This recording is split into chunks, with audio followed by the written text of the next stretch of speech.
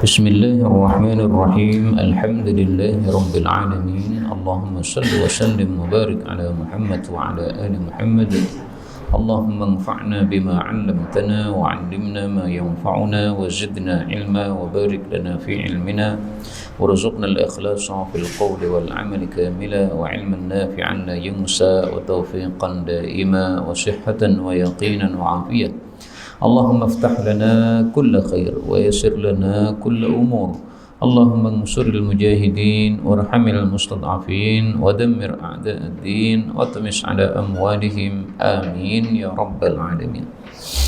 Alhamdulillah kaum muslimin rahimakumullah, kita lanjutkan pengajian hadis dari kitab Al-Jami' As-Shaghir karya Al-Hafidh As-Suyuti wafat 911 rahimahullahu ta'ala, dan kita masih pada huruf zain.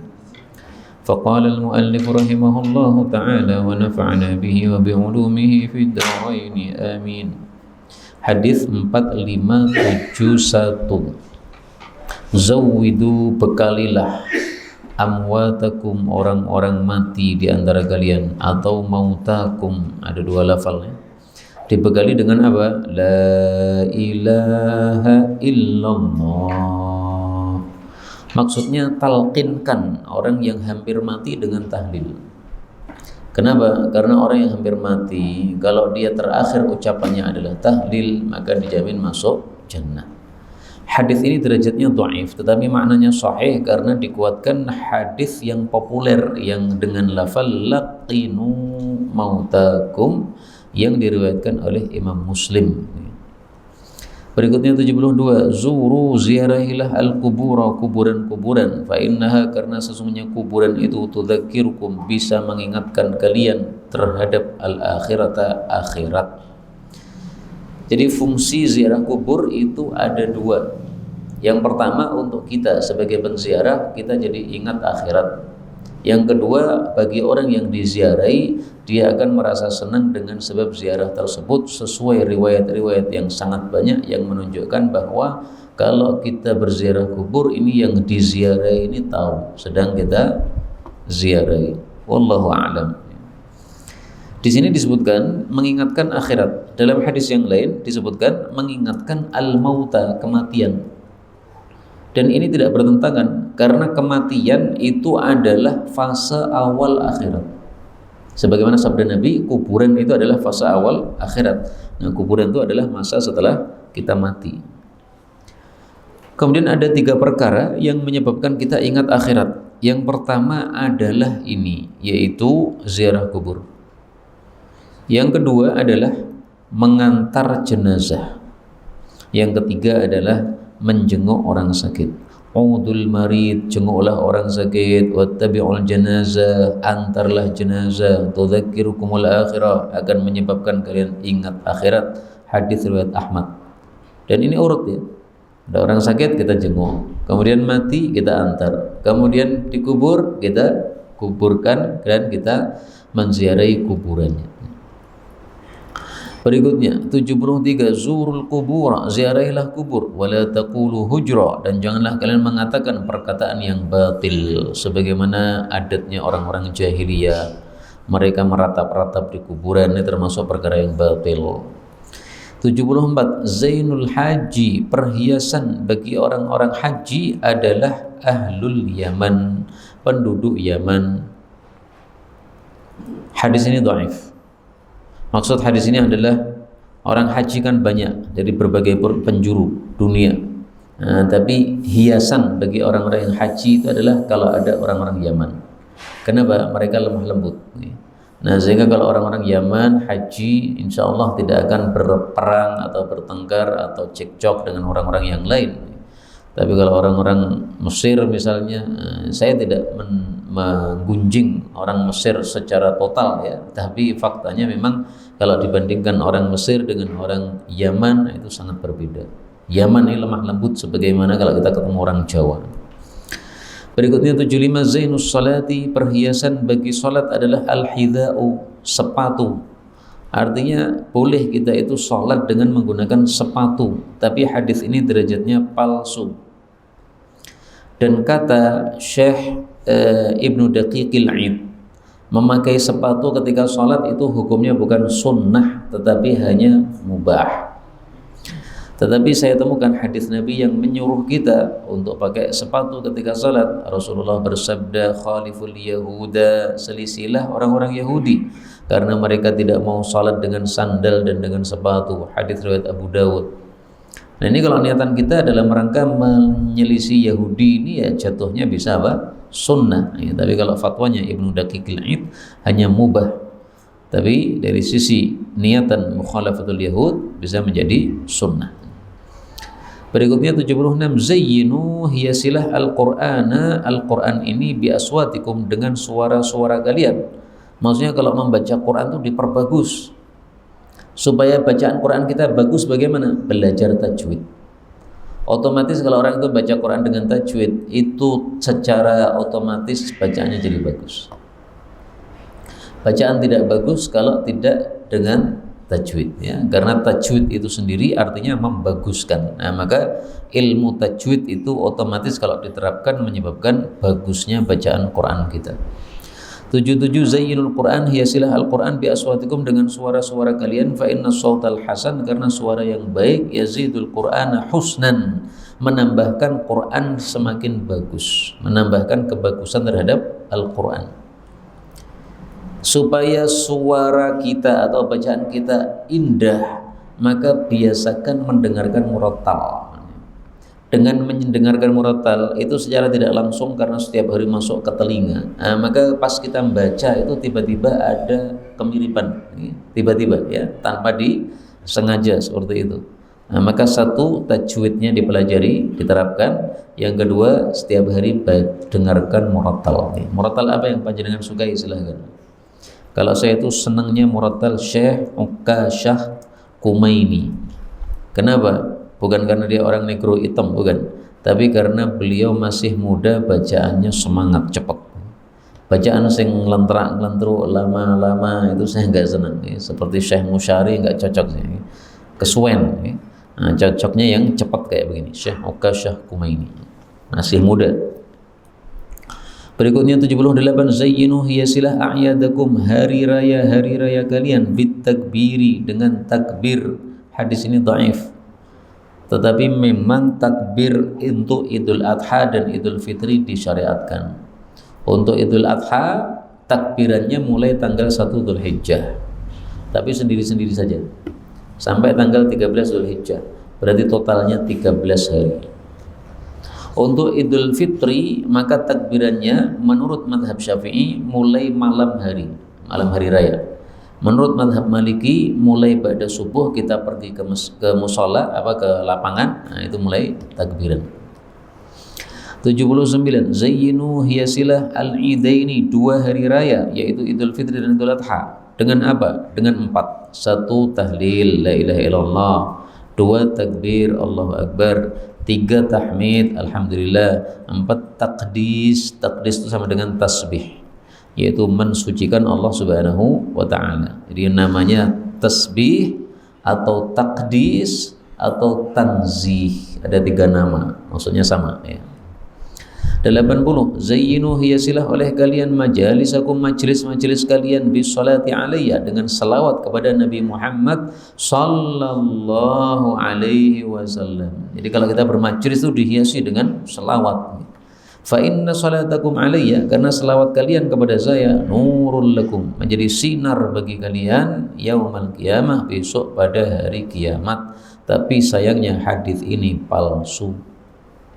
Dan ini hadis yang pertama kali saya dengar di tabligh akbar, tapi hadisnya palsu. Hadis palsu pertama kali yang saya dengar di tabligh akbar. Waktu itu di mana saya lupa, masih santri. Nah, kemudian ini penceramahnya mengatakan, mari kita hiasi dengan salawat kepada Nabi. Rasulullah bersabda, kanjeng Nabi bersabda, zayyinu majalisakum bisolati alayya. Ini hadis menyenangkan saya, langsung saya tulis, Pak. Sampai rumah saya cek, lah palsu, jangan ranggenah tenan. Jadi orang-orang itu nggak peduli hadis palsu, hadis dhaif, kita harus peduli. Nah, maka ini tanda, ini merah, ini palsu. Merah ini palsu. Yang sebelumnya tadi juga palsu, ya. Zayyinul idain tadi itu juga hadis palsu.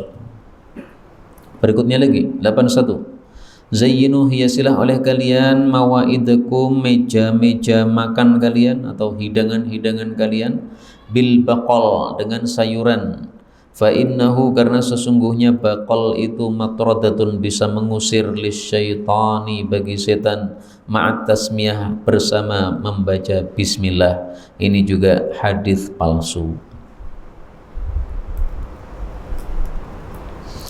Sudah selesai huruf zain, kita lanjutkan huruf zain yang dimulai dengan alif lam. Faslun, pasal baru, fil muhalla bi'al, dengan kata-kata yang dihiasi dengan alif lam, min harfiz zai, dari huruf zain. 82. Az-zair, tulisannya kok kecil di sini ya? Oh, ini karena tulisannya saya ganti ini, jadi kecil nih. Coba saya ganti dulu yang tulisan besar. Ini yang besar, ini lotus.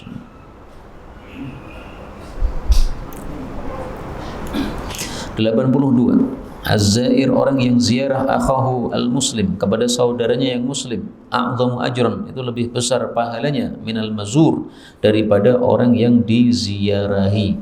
Hadis ini juga palsu. Tapi jelas ya, orang yang ziarah lebih utama daripada yang diziarahi. Karena yang diziarahi tidak melakukan apa-apa, dia hanya diam. Sementara yang menziarahi melakukan sesuatu yang besar, yaitu dari rumahnya pergi ke rumah temannya. Apalagi kalau sampai luar kota, dari Jawa Timur ke Jawa Tengah, dari Jawa Tengah ke Jawa Barat. Adapun hadis yang sahih, orang yang berziarah ini disambut oleh malaikat yang diperintah oleh Allah Subhanahu wa taala untuk menjaga dia. Rasulullah sallallahu alaihi wasallam bersabda bahwasanya man 'ada maridan, siapa yang menjenguk orang sakit, au zara akhallahu fillah, atau menziarahi saudaranya karena Allah, maka dipanggil oleh seorang penyeru, yaitu malaikat, bahwasanya kamu ini baik dan perjalananmu juga baik dan kamu sudah menyiapkan satu tempat di dalam surga. Hadis riwayat Tirmidzi. Jadi salah satu penyebab masuk surga menjenguk orang sakit dan menziarahi saudara kita yang sehat. Ada itu untuk yang sakit, zaro itu untuk yang sehat. Berikutnya 83, az-zairu akhahu fi baiti, orang yang menziarahi saudaranya di rumahnya. Al-akilu min ta'amihi, yang kemudian dia makan dari makanannya yang dihidangkan itu arfa'u darajatan, itu lebih tinggi derajatnya, minal mut'im lahu, daripada orang yang memberikan makan kepada penziarah tadi. Hadis ini juga palsu.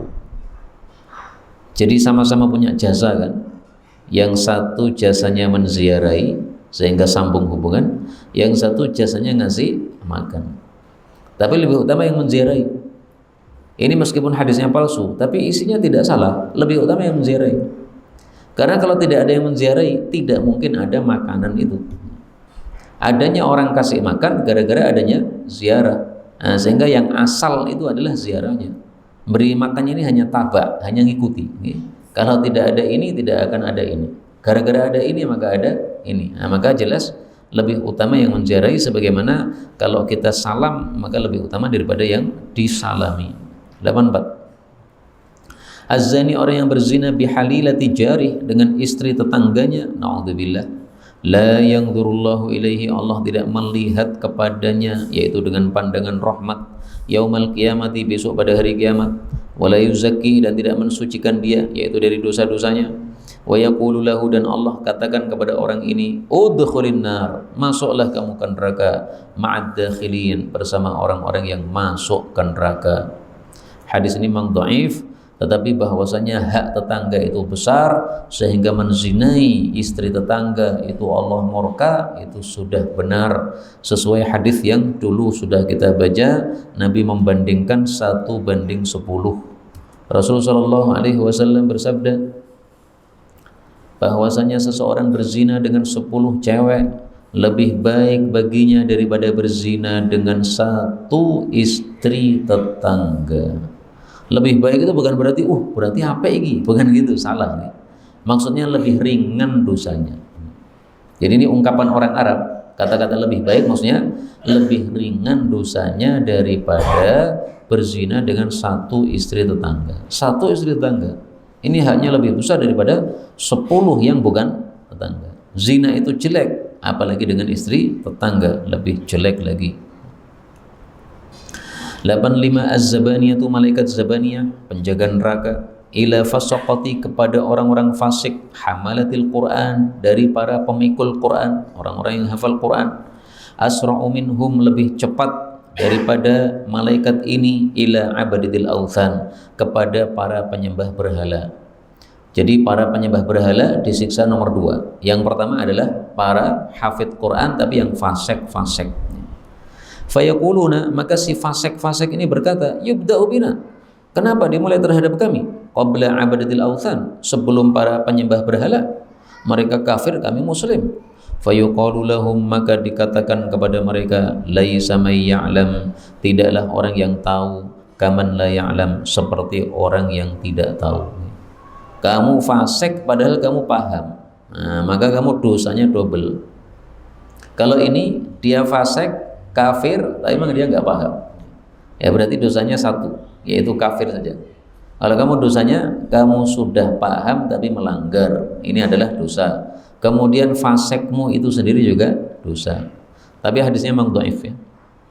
Hanya ada ungkapan Ibnu Ruslan mengatakan, wa alimun bi ilmihi lam ya'malan mu'adzabun min qabli ubadil wasan.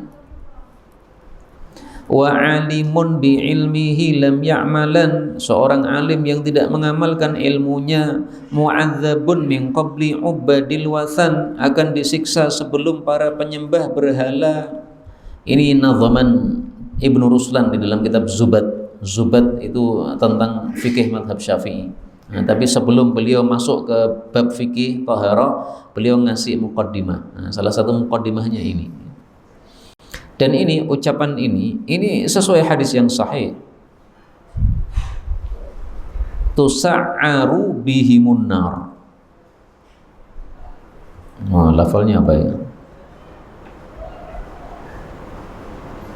Ya Abu Hurairah, awwalu man tusa'aru bihimun nar. Jadi Abu Hurairah waktu itu dipanggil oleh Rasulullah sallallahu alaihi wasallam, ya Rasulullah, ya Abu Hurairah, ada 3 orang yang mereka itu pertama kali dimasukkan ke dalam neraka. Fa awwalu man yad'u bihi, nah, ini lafalnya. Yang pertama kali dipanggil oleh Allah untuk di neraka itu adalah seseorang yang dia itu mengumpulkan Quran. Yang kedua adalah orang yang dibunuh di medan jihad. Yang ketiga adalah orang yang banyak harta, maksudnya banyak sedekah. Nah, kemudian 3 orang ini semuanya dipanggil oleh Allah. Ternyata semuanya ketika di dunia itu tidak ikhlas. Orang yang hafal Quran tujuannya supaya dipanggil sebagai orang yang hafid, yang qari, supaya diundang kalau Ramadan untuk jadi imam tarwih di masjid-masjid besar, gajinya besar.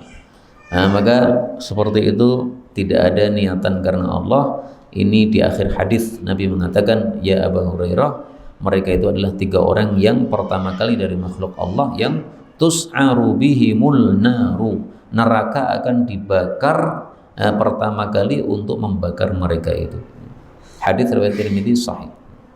Na'udzubillahi min syarri dzalik. Karena itu mari kita ikhlas dalam beramal. Berikutnya 86. Az-zabibu, kismis, wat tamru, dan korma kering, huwal khamru, itulah minuman keras.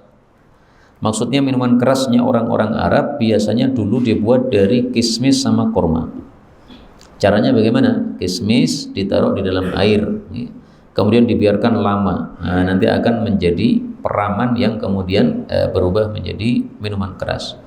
Dan hadis ini menolak pendapat madhab Hanafi. Madhab Hanafi mengatakan bahwasanya yang disebut khamr itu hanya dari kurma, dari kismis atau dari anggur. Selain dari anggur bukan disebut khamr. Ini salah. Karena hadisnya mengatakan az-zabibu wat tamru huwal khamru. Makanya Sayyidina Umar mengatakan apa? Al-khamru ma khamara al-aqla. Khamr itu setiap yang menutupi akal. diminum akalnya kemudian hilang, ya, pusing, kemudian apa, mabuk, nah, itu khamr namanya. Mau dari kurma, mau dari kismis, mau dari beras, apapun juga, semua, ya. Tidak peduli, ya, itu semua. Maka mazhab Hanafi di sini salah. 87. Zubair bin Awam itu adalah ibnu ammati, anaknya bibi saya, berarti sepupu Nabi. Wa hawari, dan dia adalah penolong saya, min ummati, dari umatku. Kenapa disebut sebagai penolong Nabi dari umat Nabi? Padahal Ansor semuanya penolong Nabi. Tidak hanya Zubair saja, semua sahabat Ansor penolong Nabi, semua sahabat Muhajirin penolong Nabi. Nah, maka maksudnya di sini adalah hawari al-khas, penolong saya yang khusus. Pada suatu hari Nabi kumpulkan para sahabat. Kemudian Nabi mengatakan, siapa yang berani maju ke sana? Nah, Zubair mengatakan, saya. Maka Nabi katakan lagi, siapa yang berani? Maka Zubair tunjuk tangan, angkat tangan lagi, saya. Sampai 3 kali Zubair terus. Makanya Rasulullah kemudian mengatakan, ini Zubair adalah hawari saya, karena dia pemberani sekali. Zubair ini pemberani, kemudian Ali bin Abi Thalib ini terkenal pemberani, kemudian juga Khalid bin Walid ini terkenal pemberani, kemudian Miqdad bin Aswad ini terkenal pemberani, kemudian Ubadah bin Samit ini terkenal pemberani, ya. Jadi ada orang-orang yang dimasukkan oleh para ulama dalam asy-syuja'an al-kibar, para pemberani yang besar, maksudnya yang terkenal, yang tenar. Kalau Sayyidina Umar itu ya pemberani, tapi derajatnya masih di bawah yang saya sebutkan tadi. Berikutnya 88. Az-zurqatu, warna biru, fil aini, di mata, itu adalah yumnun, berkah. Tapi hadis ini palsu. Nah, sehingga kalau ada orang bermata biru, maka ini bukan tanda dia orang jelek, tapi malah tanda berkah. Tapi sayangnya hadis palsu. Di kalangan orang-orang Arab, kalau melihat mata berwarna biru itu dianggap keburukan, kesialan. Dan ini ada cerita Imam Syafi'i setelah beliau belajar tentang firasat. Nah, salah satunya dalam ilmu firasat, kalau orang bermata biru itu orang pelitnya dahsyat. Suatu hari Imam Syafi'i bersafar, kemudian di tengah perjalanan beliau singgah di suatu tempat, orangnya bermata biru. Nah, Imam Syafi'i hati-hati nih, wah ini hati-hati nih. Tapi ternyata orangnya baik sekali, Pak. Dimasakkan daging kambing, dikasih susu segala macam. Maka kata Imam Syafi'i, wah ilmu firasatnya nggak tepat ini. Ini matanya biru, ternyata baik sekali sama saya. Nah, setelah 3 hari Imam Syafi'i tinggal di situ, itu di padang pasir. Kemudian Imam Syafi'i pamit Pak, terima kasih sudah dijamu banyak sekali. Nah, maka orangnya mengatakan, loh kok pamit langsung gimana? Bayar selama 3 hari tadi, ora gratis nih gonanku. Nah, kata Imam Syafi'i, wes kayak nek kabeh duite, sing penting ilmunya sudah tepat. Bahwa orang biru ternyata, mata biru ternyata sangat pelit, bukan main seperti dalam kasus tadi. Wallahu a'lam, itu hanya cerita ya, bisa benar bisa salah. Tapi saya kira tidak bisa dikebiahuyah, ya. Tidak setiap orang bermata biru berarti pelit, enggak harus begitu. 89.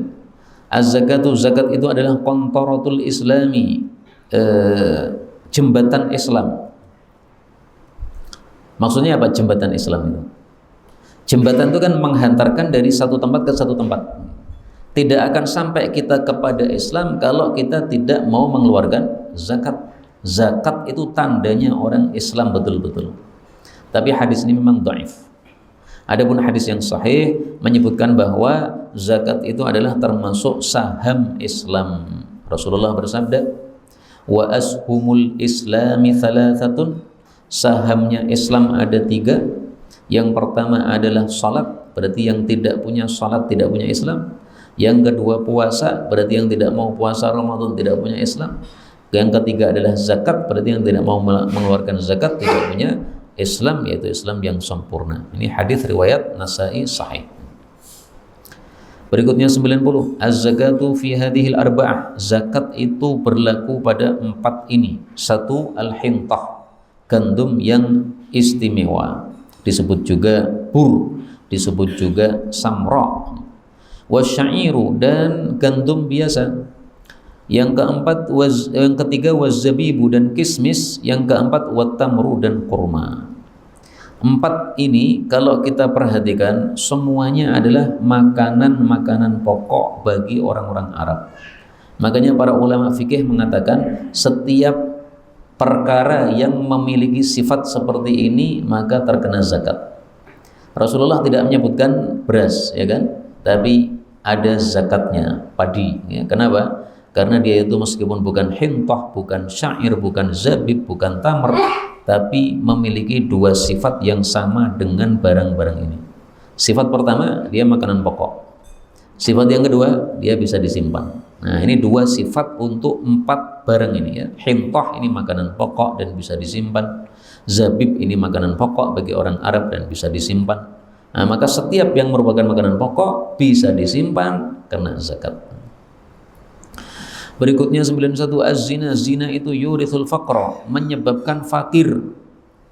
Hadis ini palsu. Tapi saya lihat tampaknya sesuai fakta. Banyak pelacur tapi kemudian hidupnya fakir, nggak tahu entah kemana duitnya. Padahal setiap main mungkin satu malam sudah dapat ratusan ribu banyak, tapi duitnya kemana wallahu a'lam. Faktanya hidupnya hidup fakir. 92, az-zinjiyu, orang zinji, orang yang berkulit hitam, negro. Idza syabi'a, kalau dia itu kenyang maka zana, dia berzina karena muncul syahwatnya. Wa idza ja'a, kalau dia itu lapar, saraqa, dia maling karena ingin memenuhi isi perutnya. Wa inna fihim, tetapi pada mereka itu la samahatan, ada dermawan, wa najdatan, dan keberanian. Jadi maksudnya punya kekurangan tapi punya kelebihan. Tapi hadis ini juga palsu.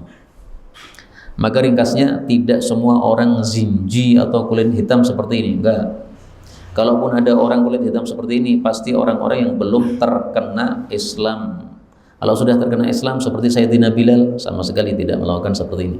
Orang-orang yang bertakwa, tidak peduli dia kulit apa, dia akan bertakwa kepada Allah Subhanahu wa ta'ala. 93, az-zahadatu, zuhud fid dunya, di dunia, laisat bitahrimil halal, bukanlah dengan mengharamkan yang halal. Wala idha'atil mal, tidak pula dengan menyia-nyiakan harta. Seperti sebagian orang-orang sufi yang sesat, mereka mengatakan kami zuhud, kemudian zuhudnya katanya tidak mau makan daging, tidak mau makan telur. Itu namanya tahrimul halal. Sejak kapan Allah melarang makan telur, makan daging? Sejak kapan? Daging itu kalau kita makan badan kita sehat-sehat, ibadahnya mantap. Nah, malah tidak mau makan gimana? Memang Rasulullah pernah mengajarkan tidak mau makan daging, telur. Walakin az-zahadah, akan tapi zuhud itu adalah satu, alla takuna, bahwasanya tidaklah kamu menjadi, bima fi yadaika, dengan harta yang ada di dalam kedua tanganmu, authaq, lebih yakin atau lebih percaya, minka, daripada kamu, bima fi yadillah, terhadap sesuatu yang ada di tangan Allah Subhanahu wa ta'ala. Jadi kalau kita meyakini sesuatu yang ada di tangan kita, lupa kepada Allah, itu enggak zuhud. Tapi kalau kita lebih yakin dengan apa yang ada di tangan Allah dan tidak peduli dengan apa yang ada di tangan, istilah lainnya adalah harta ada di tangan tapi enggak ada di hati. Banyak orang-orang kaya yang hartanya di tangan tapi di hatinya enggak ada. Makanya Sayyidina Utsman ketika disuruh untuk sedekah oleh Nabi SAW, dia bawa hartanya yang sangat banyak diberikan kepada Nabi SAW. Kenapa mudah melepas harta seperti itu? Karena hartanya tidak di hati, hanya di tangan saja. Sehingga harta yang di tangan dia nggak begitu thiqah, nggak begitu peduli terhadap harta tersebut. Dia lebih yakin dengan apa yang ada di hadapan Allah Subhanahu wa ta'ala. Kemudian yang kedua, wa alla takuna, dan bahwasanya engkau tidak menjadi fi thawabil musibah, terhadap pahala musibah, idza anta usibta biha, apabila engkau itu diberi musibah tersebut, arghab minka, lebih kamu berharap daripada kamu fiha, terhadap musibah tadi, lau annaha ubqiyat laka, seandainya musibah itu masih disisakan untuk kamu, alias kamu tidak mendapatkan musibah. Ini kalimatnya agak tidak mudah dipaham. Maksudnya gini ya. Kalau kita mendapatkan musibah, maka kita lebih senang kepada pahala musibah tadi, sehingga kita tidak menyesal kenapa muncul musibah tadi. Misalnya ya, uang 1 juta hilang gara-gara kantong bolong, duitnya hilang, jatuh di jalan. Nah, ketika duit kita jatuh di jalan, Uang hilang 1 juta, itu kan dapat musibah kan? Musibah kan ada pahalanya kan? Nah, pahala itu lebih kita sukai daripada kalau duit itu masih ada di kantong. Maka duitnya hilang, alhamdulillah. Kenapa? Jadi dapat pahala. Seandainya nggak hilang, nggak ada pahala tersebut. Nah, bisakah kita seperti itu, Pak? Atau justru gara-gara 1 juta hilang kantong bolong, akhirnya merengut sebulan atau merengut sepekan. Nah, maka orang-orang yang sudah tingkat zuhud seperti ini senyum terus adanya, Pak. Musibah ya senyum. Kenapa? Di balik musibah ada pahala. Sehingga yang mereka lihat bukan musibahnya, tapi yang dilihat adalah pahalanya. Ini teori-teori ya, tapi perlu dipraktekkan. Kalau kita bisa mempraktekkan berarti zuhud betul-betul. Kalau belum bisa mempraktekkan berarti baru teori yang kita ketahui, belum bisa mengamalkan. Ini hadisnya dhaif. 94. Az-zuhdu fid dunya, zuhud terhadap dunia, yurihul qalba, merehatkan hati, wal badan dan badan, warraghbatu fiha, dan cinta kepada dunia, tut'ibul qalba wal badan, melelahkan hati dan badan. Dan ini hadisnya dhaif tetapi maknanya benar sesuai fakta. Dan ini hadis diriwayatkan dari Umar secara mauquf, yaitu perkataan Sayyidina Umar saja, bukan sabda Nabi. 95. Az-zuhdu fid dunya, zuhud terhadap dunia, yurihul qalba wal badana, merehatkan hati dan badan, warraghbatu fid dunya, sementara cinta dunia, tutilul hamma, memanjangkan gelisah, wal huzna, dan sedih. Hadis ini juga dhaif karena mursal. 96. Az-zuhdu fid dunya, zuhud di dunia, yurihul qalba wal badan, merehatkan hati dan badan, warraghbatu fiha, sementara cinta dunia, tukthirul hamma wal huzn, memperbanyak gelisah dan sedih, wal batalatu, sementara nganggur itu, tuqassil qalba, mengeraskan hati. Jadi jangan nganggur. Kalau nganggur segera cari aktivitas. Dulu pernah saya punya teman, Pak, bingung dia, suka merenung, tidak ada pikiran kosong. Akhirnya tanya kepada gurunya, Ustaz, apa yang harus saya lakukan? Ini saya suka begini nih. Maka beliau mengatakan, kowe goro-goro nganggur.